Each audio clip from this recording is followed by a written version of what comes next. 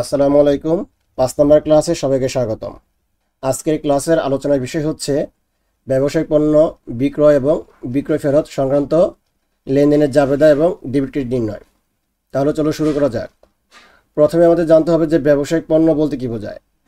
এর আগে আমরা ক্রয় সংক্রান্ত লেনদেনের মধ্যে ব্যবসায়িক পণ্য বলতে বিস্তারিত আলোচনা করেছি। সেই পণ্য যখন আমরা বিক্রয় করব, অর্থাৎ পণ্য যখন বিক্রয় করব, তখন সেটাকে বিক্রয় হিসেবে লিপিবদ্ধ করতে হবে। অর্থাৎ যে পণ্য আমরা বিক্রয়ের উদ্দেশ্যে ক্রয় করি এবং ওই পণ্য যখন পরবর্তীতে বিক্রয় করি তখন সেটাকে বিক্রয় হিসেবে লিপিবদ্ধ করতে হয়। যখন আমরা বিক্রয় উদ্দেশ্যে ক্রয় করি তখন ক্রয় হিসেবে লিপিবদ্ধ করতে হবে, আর ওই পণ্য যখন আমরা বিক্রয় করব তখন বিক্রয় হিসেবে লিপিবদ্ধ করতে হবে। আর বিক্রয়কে সবসময় আমাদের ক্রেডিট করতে হবে, আর ক্রয় করার সময় ক্রয় হিসাবকে ডেবিট করতে হবে। আর বিক্রয় একটা আমাদের প্রতিষ্ঠানের জন্য আয়, এই জন্য যতবার পণ্য বিক্রি করব ততবার আমাদের প্রতিষ্ঠানের বা ব্যবসায়ের আয় বৃদ্ধি পাবে। আর আয় বৃদ্ধি পেলে আমাদের কিন্তু অনার সিকিউরিটি অর্থাৎ মালিকানা সত্ত্ব বৃদ্ধি পাবে হিসাব সমীকরণে। তাহলে কয়েকটি উদাহরণের মাধ্যমে বিষয়টি আরও বিস্তারিত আলোচনা করা হলো। তাহলে চলো শুরু করা যাক। নম্বর লেনদেনে বলা হয়েছে নগদে পণ্য বিক্রয়। যেহেতু এখানে নগদে পণ্য বিক্রি করা হয়েছে, তার মানে পণ্য বিক্রি করে নগদ টাকা আমার কাছে আসছে, ব্যবসায় নগদ টাকা বৃদ্ধি পাইছে। আর নগদ টাকা বৃদ্ধি পেলে নগদান হিসাবকে ডেবিট করতে হয়, কারণ নগদ একটা সম্পদ, আর সম্পত্তি বৃদ্ধি পেলে সম্পদ ডেবিট হয়। এই জন্য নগদান হিসাবকে ডেবিট করতে হবে এবং বিক্রয়কে সবসময় ক্রেডিট করতে হবে। যতবার পণ্য বিক্রি করব ততবার প্রতিষ্ঠানে আয় বৃদ্ধি পাবে। বিক্রয় কিন্তু একটা আয়বাচক হিসাব, অর্থাৎ যতবার পণ্য বিক্রি করা হবে ব্যবসায় আয় বৃদ্ধি পাবে, বিক্রয় বাবদ আয় বৃদ্ধি পাবে, আর বিক্রয় হিসাবকে ক্রেডিট করতে হবে। তাহলে আমাদের জাবেদা বা ডেবিট ক্রেডিট হবে নগদান হিসাব ডেবিট ৫,০০০ টাকা এবং বিক্রয় হিসাব ক্রেডিট ৫,০০০ টাকা। নগদ বাবদ ব্যবসায় সম্পত্তি বৃদ্ধি পেয়েছে এবং বিক্রয় বাবদ ব্যবসায় আয় বৃদ্ধি পেয়েছে। সম্পত্তি বৃদ্ধি পেলে হিসাব সমীকরণে এ বৃদ্ধি পাবে এবং আয় বৃদ্ধি পেলে হিসাব সমীকরণে উই বৃদ্ধি পাবে, অর্থাৎ অনার সিকিউরিটি বৃদ্ধি পাবে। আশা করি তোমরা সবাই এই ১ নম্বর লেনদেনটি বুঝতে পেরেছ। ২ নম্বর লেনদেনে বলা হয়েছে চেকের মাধ্যমে পণ্য বিক্রয় বা দাগ কাটা চেকের মাধ্যমে পণ্য বিক্রয় ৬,০০০ টাকা। চেকের মাধ্যমে পণ্য বিক্রয় যে কথা, আর দাগ কাটা চেকের মাধ্যমে পণ্য বিক্রি করা একই কথা। ১ নম্বর লেনদেন এবং ২ নম্বর লেনদেনের পার্থক্য হলো ১ নম্বর লেনদেনটি নগদে বিক্রি করা হয়েছিল এবং ২ নম্বর লেনদেনটি কিন্তু চেকের মাধ্যমে বিক্রি করা হয়েছে, অর্থাৎ বিক্রি করে চেক পাওয়া গেছে। আর চেকটা অবশ্যই দাগ কাটা চেক ধরতে হবে, অঙ্কে কিছু বলা না থাকলে। আর সেক্ষেত্রে আমাদের ব্যাংক হিসাবকে ডেবিট করতে হবে। পূর্বে কিন্তু আমাদের চেক পাওয়া গেলে নগদান হিসাবকে ডেবিট করতাম, কিন্তু আধুনিক পদ্ধতিতে যেহেতু চেক পাওয়া গেলে সেটিকে দাগ কাটা চেক ধরতে হয়, এই জন্য আমাদের ব্যাংক হিসাবে ডেবিট করতে হয়। শুধু চেক পাওয়া গেলে দাগ কাটা চেক যদি উল্লেখ না থাকে, শুধু চেক পাওয়া যায়, সেক্ষেত্রে ব্যাংকের পরিবর্তে নগদান হিসেবে ডেবিট করলেও হবে, তবে ব্যাংক হিসেবে ডেবিট করাটা কিন্তু উত্তম। তাহলে শুধু চেক পাওয়া মানে দাগ কাটা চেক ধরে আমাদের অঙ্ক করতে হবে। তাহলে আমাদের জানতে হবে ব্যাংক হিসাব ডেবিট এবং বিক্রয় হিসাব ক্রেডিট। ব্যাংক যেহেতু এটা সম্পদ আর সম্পত্তি বৃদ্ধি পেয়েছে, এই জন্য ব্যাংক হিসাবকে ডেবিট করা হয়েছে। আর বিক্রয় কিন্তু আমাদের আয়, যেটি আমরা ১ নম্বর লেনদেনে বলেছিলাম, বিক্রয় কিন্তু আমাদের একটা আয়। আর যতবার পণ্য বিক্রি করবে ততবার বিক্রয় হিসাব ক্রেডিট করতে হবে, আর ব্যবসা কিন্তু আয় বৃদ্ধি পাবে। তার মানে বিক্রয় হিসাবকে ক্রেডিট করা মানে ব্যবসায় আয় বৃদ্ধি পাওয়া। এই জন্য আমাদের জানতে হবে ব্যাংক হিসাব ডেবিট ৬,০০০ টাকা এবং বিক্রয় হিসাব ক্রেডিট ৬,০০০ টাকা। ব্যাংক বাবদ সম্পত্তি বৃদ্ধি পাবে, আর সম্পত্তি বৃদ্ধি পেলে হিসাব সমীকরণে এ বৃদ্ধি পাবে, এ দ্বারা বোঝানো হয় অ্যাসেট। আর বিক্রয় হিসাবকে ক্রেডিট করতে হবে, আর বিক্রয় হিসাব ক্রেডিট করা মানে ব্যবসায় আয় বৃদ্ধি পাওয়া, আর আয় বৃদ্ধি পেলে আমাদের হিসাব সমীকরণে উই বৃদ্ধি পাবে, উই মানে অনার সিকিউরিটি বৃদ্ধি পাবে। আশা করি তোমরা সবাই এই ২ নম্বর লেনদেনটি বুঝতে পেরেছ। ৩ নম্বর লেনদেনে বলা হয়েছে বাকিতে পণ্য বিক্রয় ৩,০০০ টাকা। সবাই একটু লক্ষ্য করো, ১ নম্বর লেনদেনে কিন্তু নগদে বিক্রি করছিলাম, এই জন্য নগদ হিসেবে ডেবিট হয়েছিল। ২ নম্বর লেনদেনে চেকের মাধ্যমে পণ্য বিক্রি করছিলাম, এই জন্য ব্যাংক হিসেবে ডেবিট করা হয়েছিল। কিন্তু ৩ নম্বর লেনদেনে কিন্তু নগদে বিক্রি করা হয় নাই, চেকের মাধ্যমে বিক্রি করা হয় নাই, তার মানে বাকিতে বিক্রি করা হয়েছে। যার কাছে আমি পণ্য বিক্রি করছি তার কাছে ভবিষ্যতে আমি টাকা পাবো, অর্থাৎ ধারে বা বাকিতে বিক্রি করা হয়েছে, সে আমাকে টাকা দেয় নাই। এই জন্য যাদের কাছে ভবিষ্যতে টাকা পাবো তাদেরকে এক কথায় প্রাপ্য হিসাব বলা হয়। তাহলে আমাদের এখানে প্রাপ্য হিসাবকে ডেবিট করতে হবে। যে অঙ্কের মধ্যে প্রাপ্য হিসাব কথা লেখা থাকবে তাহলে বুঝতে হবে ওই অঙ্কটি বাকিতে বা ধারে লেনদেন করা হয়েছে। প্রাপ্য হিসাব বলতে বোঝানো হয় ভবিষ্যতে যাদের কাছে টাকা পাবো তাদেরকে প্রাপ্য হিসাব বলে। আর প্রাপ্য হিসাব কখন খুলতে হয়? যখন বাকিতে পণ্য বিক্রি করা হবে, বাকিতে সেবা দেওয়া হবে, বা বাকিতে অন্যান্য আয় অনাদায় থাকবে বা পাওয়া যাবে না, এরূপ ক্ষেত্রে আমাদের প্রাপ্য হিসাব খুলতে হবে। অর্থাৎ যে লেনদেনের মাধ্যমে, অর্থাৎ যে লেনদেন দ্বারা ভবিষ্যতে কারো কাছে কোনো না কোনো টাকা পাওয়া যাবে, বর্তমানে সেটা বাকিতে হয়েছে কিন্তু ভবিষ্যতে টাকা পাওয়া যাবে, এরও যদি কোনো লেনদেন থাকে তাহলে সেই ক্ষেত্রে আমাদের প্রাপ্য হিসাব খুলতে হয়। আর প্রত হিসাব খুলতে তার বিপরীত হিসাবে, অর্থাৎ ভবিষ্যতে কেউ যদি আমার কাছে টাকা পায়, সেক্ষেত্রে আমাদের প্রতি হিসাব খুলতে হবে।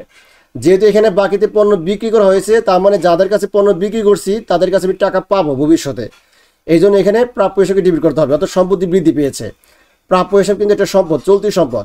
যতবার প্রাপ্য হিসাবকে ডেবিট করা হবে, প্রাপ্য হিসাবকে ডেবিট করা মানে সম্পত্তি বৃদ্ধি পাওয়া, এবং প্রাপ্য হিসাবকে ক্রেডিট করা মানে সম্পত্তি হ্রাস পাওয়া। আমরা জানি সকল প্রকার সম্পত্তি কিন্তু ডেবিট ব্যালেন্স, সম্পত্তি বৃদ্ধি পেলে ডেবিট হয় এবং সম্পত্তি কমে গেলে ক্রেডিট হয়। এই জন্য এখানে আমাদের যাবে হবে প্রাপ্য হিসাব ডেবিট এবং বিক্রয় হিসাব ক্রেডিট। তাহলে প্রাপ্য হিসাব বাবদ সম্পত্তি বৃদ্ধি পেয়েছে 3000 টাকা এবং বিক্রয় বাবদ আয় বৃদ্ধি পেয়েছে 3000 টাকা।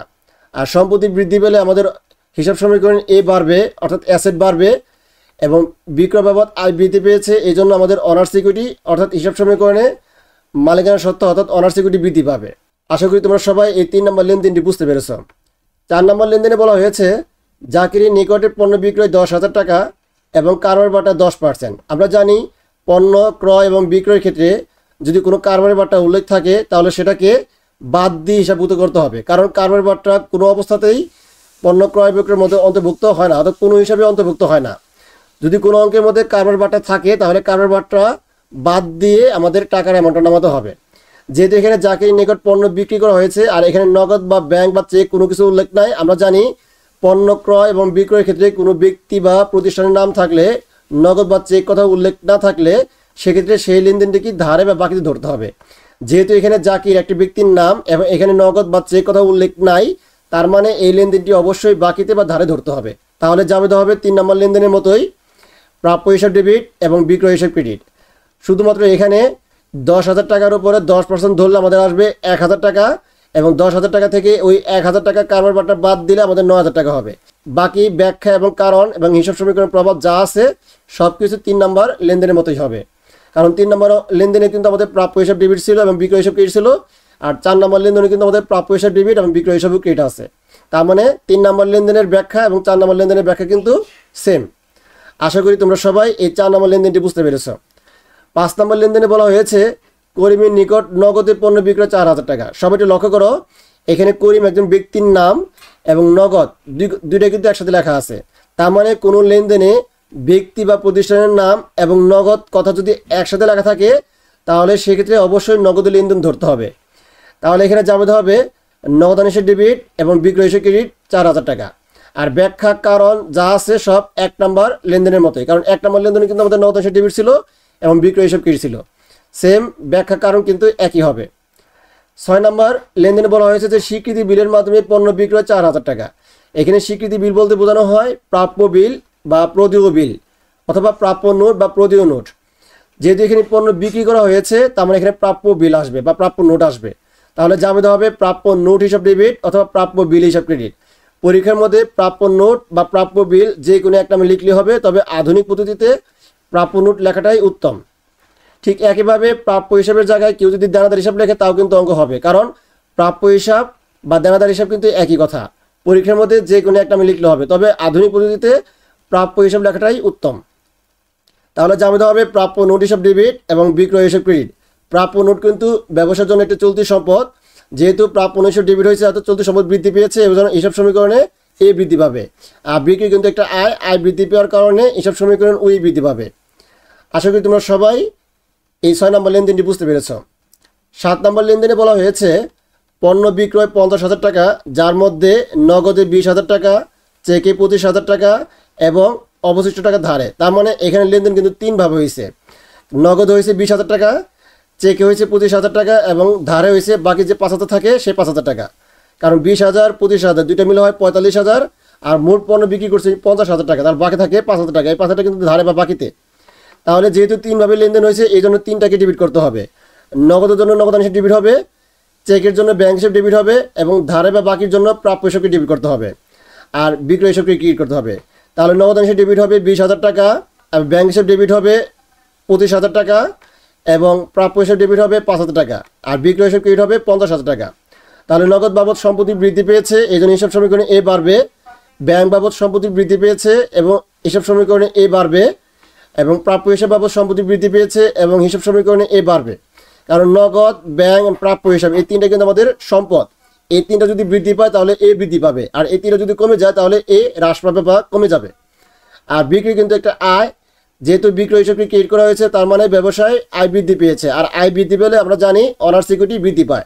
সকল প্রকার আয়ের জন্য অনার্স ইকুইটি অর্থাৎ উই বৃদ্ধি পাবে এবং সকল প্রকার ব্যয়ের জন্য অনার্স ইকুইটি কমে যাবে অর্থাৎ হ্রাস পাবে। আশা করি তোমরা সবাই এই 7 নম্বর লেনদেনটি বুঝতে পেরেছ। 8 নম্বর লেনদেনে বলা হয়েছে বাকিতে বিক্রিকৃত পণ্য ফেরত আসলো 2000 টাকা। তার মানে আমরা পূর্বে বাকিতে বিক্রি করছিলাম, সেই পণ্যটা এখন ফেরত আসছে। আমরা যখন পণ্য ফেরত আসে তখন পণ্য বিক্রয়ের উল্টা জাবেদা হয়। যেমন আমরা যখন বাকিতে পণ্য বিক্রি করছিলাম তখন কিন্তু জাবেদা দিচ্ছিলাম প্রাপ্য হিসাব ডেবিট, বিক্রয় হিসাব ক্রেডিট, কিন্তু এখানে ওই পণ্যটাই ফেরত আসছে, তাহলে উল্টা জাবেদা হবে। শুধুমাত্র বিক্রয়ের সাথে ফেরত কথাটি উল্লেখ করতে হবে। তারপর জাবেদা হবে বিক্রয় ফেরত হিসাব ডেবিট এবং প্রাপ্য হিসাব ক্রেডিট। তাহলে বিক্রয় ফেরত হিসাব ডেবিট করার অর্থ হলো আয় হ্রাস পাওয়া, আয় হ্রাস পেলে কিন্তু উই কমবে, এবং প্রাপ্য হিসাবটি ক্রেডিট করার অর্থ হলো ব্যবসায় সম্পত্তি হ্রাস পাওয়া, মানে প্রাপ্য হিসাব বাবদ সম্পত্তি হ্রাস পাওয়া, এই জন্য এ কমে যাবে। আশা করি তোমরা সবাই এই 8 নম্বরটা বুঝতে পেরেছ। 9 নম্বর লেনদেনে বলা হয়েছে যে নগদে বিক্রিকৃত পণ্য ফেরত আসছে। আমরা পূর্বে নগদে বিক্রি করছিলাম, সেই পণ্যটা এখন ফেরত আসছে। যখন আমরা নগদে বিক্রি করছিলাম তখন জাবেদা দিয়েছিলাম নগদ হিসাব ডেবিট, বিক্রয় হিসাব ক্রেডিট, কিন্তু ওই পণ্যটা যখন এখন ফেরত আসে তাহলে ওই জাবেদার উল্টা জাবেদা হবে, অর্থাৎ বিক্রয় ফেরতকে ডেবিট করতে হবে এবং নগদ হিসাবকে ক্রেডিট করতে হবে। আর বিক্রয় ফেরত ডেবিট হওয়া মানে হলো আয় হ্রাস পাওয়া, মানে আয় কমে যাওয়া, আর আয় কমে গেলে আমাদের উই কমে যাবে। আর নগদ হিসাবকে ক্রেডিট করার অর্থ হলো ব্যবসা থেকে সম্পত্তি হ্রাস পাওয়া, অর্থাৎ নগদ টাকা হ্রাস পাওয়া, আর নগদ টাকা হ্রাস পেয়ে গেলে আমাদের হিসাব সমীকরণে এ হ্রাস পাবে, অর্থাৎ সম্পত্তি কমে যাবে। আশা করি তোমরা সবাই এই 9 নম্বর লেনদেনটি বুঝতে পেরেছ। 10 নম্বর লেনদেন এবং 9 নম্বর লেনদেন সেম। 9 নম্বর লেনদেনে ছিল নগদে বিক্রিকৃত পণ্য ফেরত আসলো, আর 10 নম্বর লেনদেন হলো চেকে বিক্রিকৃত পণ্য ফেরত আসলো। তার মানে এখানে নগদের পরিবর্তে ব্যাংক হবে, আর বাকি সব ব্যাখ্যার টাকা যা আছে সব একই থাকবে, কোনো পরিবর্তন হবে না। তার মানে জাবেদা হবে বিক্রয় ফেরত হিসাব ডেবিট 3000 টাকা এবং ব্যাংক হিসাব ক্রেডিট 3000 টাকা। বিক্রয় ফেরতের জন্য আয় হ্রাস পাবে, আর আয় হ্রাস পেলে আমাদের উই অর্থাৎ অনার্স ইকুইটি কমে যাবে, এবং ব্যাংক হিসাব ক্রেডিট করার অর্থ হলো ব্যবসায়ের সম্পত্তি হ্রাস পাওয়া, অর্থাৎ ব্যাংক থেকে টাকা কমে যাওয়া, এই জন্য হিসাব সমীকরণ আমাদের এ হ্রাস পাবে। আশা করি তোমরা সবাই 10 নম্বর লেনদেনটি বুঝতে পেরেছ। তাহলে পরবর্তী ক্লাস দেখার আমন্ত্রণ জানিয়ে আজকের মতো 5 নম্বর ক্লাসটি এখানে শেষ করছি। সবাই ভালো থাকবে, সুস্থ থাকবে। আল্লাহ হাফেজ। আসসালামু আলাইকুম।